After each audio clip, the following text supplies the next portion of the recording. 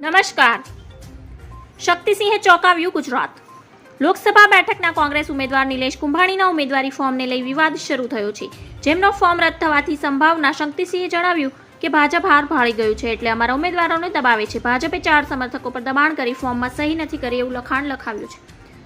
Shaktisinh ગોહિલે form રદ કરી કહ્યું કે પોલીસ જાપ્તા નીચે દબાણ કરતા ફોર્મ રદ થવાની સંભાવના ઊભી થઈ છે. ભાજપ પર પ્રહાર કરતા કહ્યું કે 400 પાર નહીં પણ તડીપાર થશે.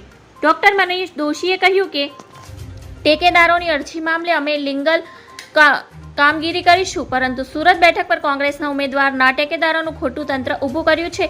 વાંધો ખોટો છે કે સાચો તે રજૂ કરવા માટે સમય માંગ્યો છે અને આવતીકાલે અમે જવાબ રજૂ કરીશું.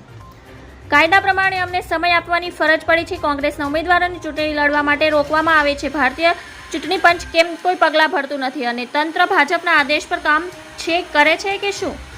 કુંભાણીએ ઉમેર્યું કે મને વિશ્વાસ છે કે કાલે 9 વાગે ત્રણેય ટેકેદારો ચૂંટણી અધિકારી સામે હાજર થશે. ભાજપને હારવાનો ડર એટલે મારા ટેકેદારોને ધાર ધમકી આપી છે. ભાજપને ઉમેદવારોને ડરાવવાનો પ્રયત્ન કર્યો પણ હું ડર્યો નથી. ધન્યવાદ. જય હિન્દ.